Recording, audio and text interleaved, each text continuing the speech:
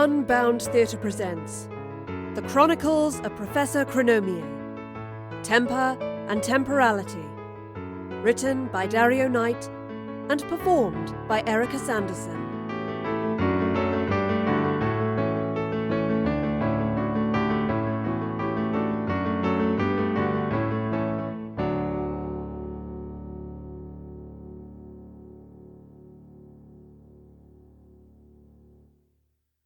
Chapter 10. The Pathway. Astrid lay upon the damp grass, hurting from the fall. The fog surrounding her had turned so suddenly into blue sky and green fields that she'd not braced herself for the landing.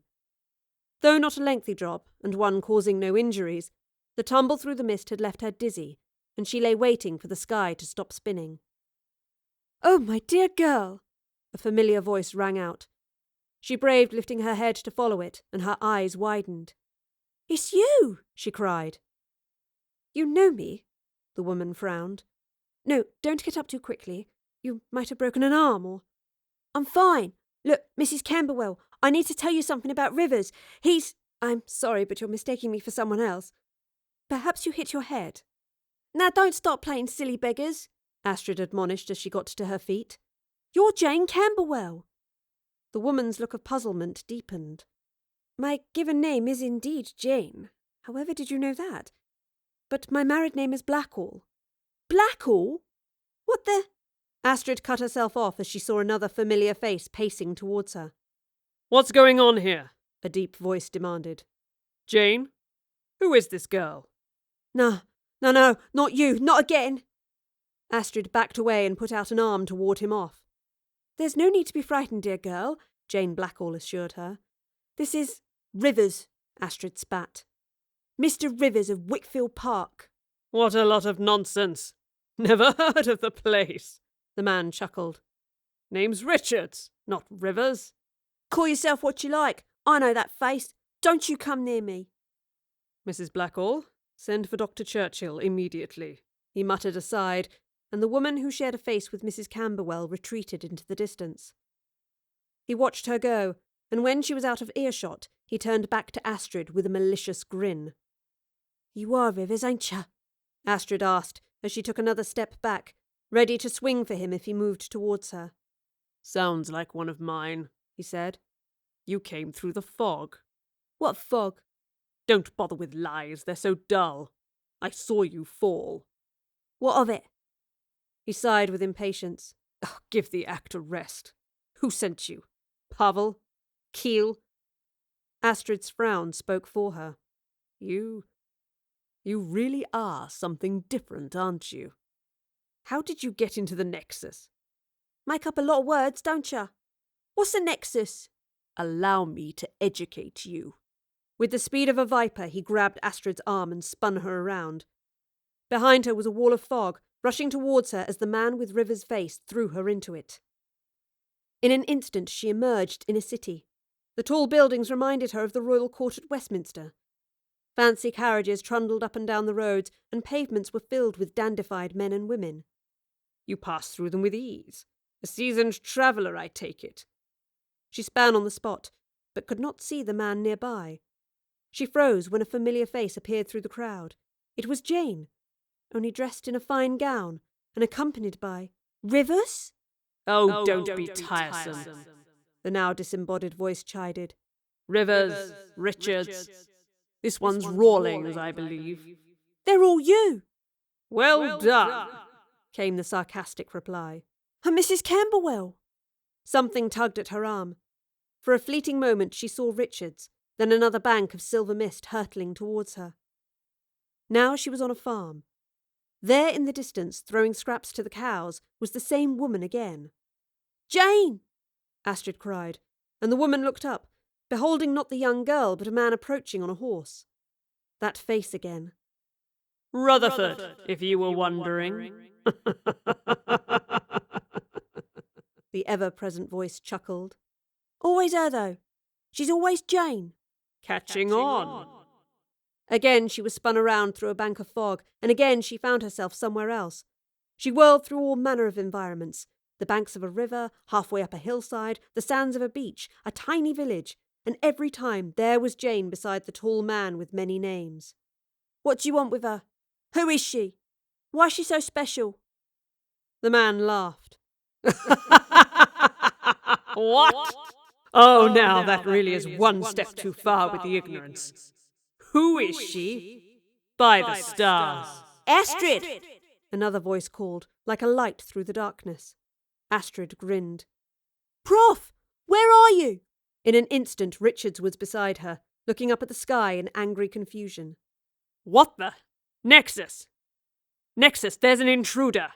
"Run, dear heart," the disembodied voice of the professor cried. "To the left." Without hesitation, Astrid hurtled to her left and met a bank of silver fog. She didn't flinch as she rushed beyond it and into an open field under a deep grey sky. Now to the right, the professor called. Another turn, another wall of mist, another field. Only this one was overgrown with long grass that brushed her elbows. She slowed at the obstacle but didn't stop. Whether her imagination or a certainty, she could sense rivers running behind her, gaining with every stride. "Where are you, Prof?" she cried. "A long story. I'm in a sort of control room." "A what?" "A base of operations. It's where this macabre maze is being generated. Left." Through the fog and onto a country lane, splashing through patches of mud. "Who's that man?" Astrid panted. "First he was Rivers, now he's Richards. Why don't he make his mind up?" "When I met him, he was Raleigh. Quite the catalogue of nom de plumes. Whoever he is, he's running this. Sharp right and then a left directly after." Through the fog and she was at the top of the cliff. Left turn and she was over the edge. Through the fog and she was running through woodland, hurdling roots and branches.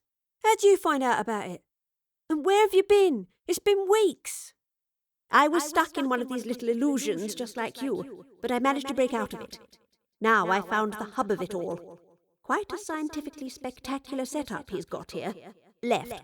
The controls, they're unlike anything I could have imagined. Like glass panels with images inside, and you just touch them to make them work. Left again."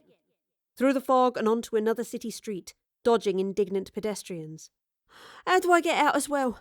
I'm knackered." I'm getting you there, dear heart. I can see the way through these little bubbles. I'm bringing you to me." "Where?" Astrid screamed in frustration. "What's going on? Why do I keep seeing some woman called Jane?" "Some woman indeed," the professor mused. "She's his target.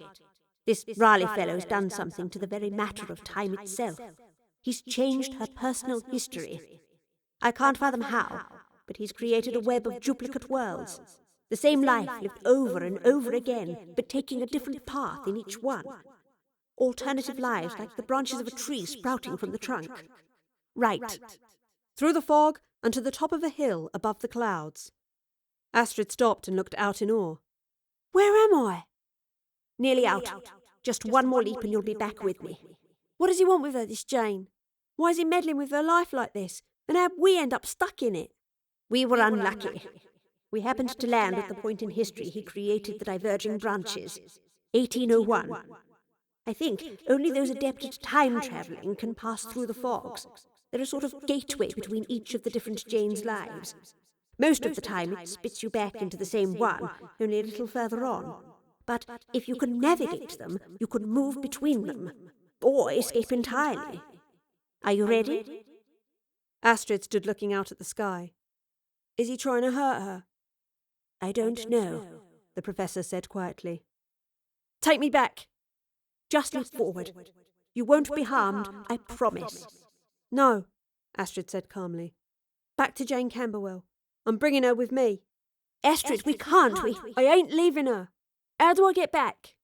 The professor hesitated. "I'll see if I can find the path. Hold on a moment." "Why is he doing this?" Astrid said lowly. "What does he want?" "I promise you we'll find out," the professor replied. "And I promise we'll put it right." "He's playing with her, making her love him over and over, and it ain't right, is it? I can feel it all over my skin. It's wrong. She don't belong here, or there. None of these is right." No, each of these worlds was never meant to be. He's trying to change history." "Like the Wraith," Astrid muttered. A flash of a nightmarish creature she'd met back home creeping into her mind and its sickly talons reaching out to her. I'm not certain, the professor said gravely. Then somewhere under her voice a chiming sounded, like a bell. I found it. Jane Camberwell. That's the one. How do I get to her?